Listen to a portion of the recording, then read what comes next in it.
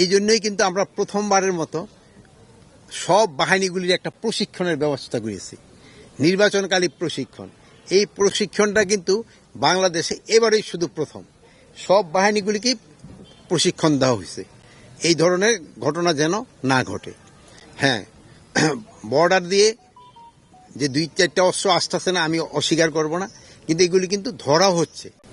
আরেকটা জিনিস হলো নির্বাচনকালীন যে অবৈধ অস্ত্র, আমি বলবো না অবৈধ, কিছু বৈধ অস্ত্র, যেহেতু আমাদের যে অস্ত্রগুলি যে লুট হয়ে গেছে আমাদের থানা থেকে, ওই অস্ত্র কিছু আছে যারা আমাদের এখনো উদ্ধার করা সম্ভব হয় না। বাট এই অস্ত্রগুলি ইসের সময়, ইলেকশনের সময় এরা ব্যবহার করতে পারবে না, এই প্রতিশ্রুতি আমি আপনাদের দিতে পারি। যেহেতু এই কিছু কিছু অস্ত্র রয়ে গেছে যেগুলি হয়তো তারা খাল বিল নদীতে ফালাই দিছে, যেগুলি আর উদ্ধার করা সম্ভব হচ্ছে না। আর আমাদের কিন্তু দৈনিকই কিছু না কিছু অস্ত্র কিন্তু উদ্ধার হচ্ছে, যে উদ্ধার হচ্ছে না তা না, বাট দৈনিকই কিছু না কিছু উদ্ধার হচ্ছে। বাট আপনারা যে পরিমাণ আশা করেন হয়তো ওই পরিমাণ হচ্ছে না, বাট কিন্তু উদ্ধার হচ্ছে।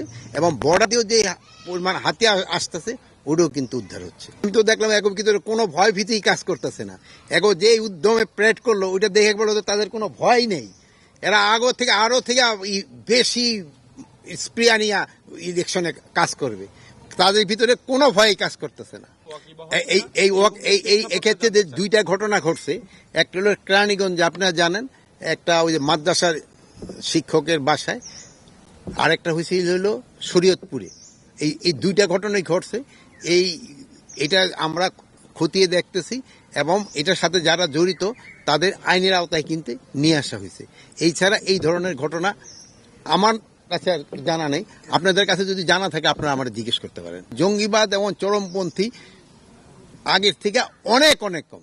জঙ্গিবাদ এখন নাই বললেই চলে। হ্যাঁ, কিছু ফ্যাসিস্ট জঙ্গি রয়ে গেছে যারা অন্যান্য দেশে গিয়ে আশ্রয় নিছে, যারা জঙ্গি অন্যান্য দেশে গিয়ে আশ্রয় নিছে। এই জঙ্গিগুলিরে আমরা অন্যান্য দেশে যারা আশ্রয় নিছে তাদের যেন আমরা খুব তাড়াতাড়ি নিয়ে আসতে পারি এই দেশে এবং আইনের আওতায় আনতে পারি, এই যে আমরা ব্যবস্থা করি। কয়েকজন পালিয়েছে এবং তাদের ধরে এনে আইনের আওতায় যত তাড়াতাড়ি আনা যায় এই ব্যবস্থা করা হচ্ছে। পুলিশ কমিশন তো অলরেডি পাশ হয়ে গেছে। কমিশনটা করা হয়েছে জনগণের উপকার করার জন্য, আইন করা হয় জনগণের উপকার করার জন্য। পুলিশ কমিশনটা এমনভাবে করা গেছে যেখানে একটা জনবান্ধব পুলিশ গড়ে ওঠে। আপনারা আজকে দেখছেন, আমি একটা কথা বারবার বলছি, পুলিশদেরও অন্যায় আদেশ যেন তারা ক্যারি আউট না করে এবং দুর্নীতির সাথে যেন তারা না জড়ায় এবং তারা যেন কোনো রাজনৈতিক দলের সদস্যের মতো ব্যবহার না করে।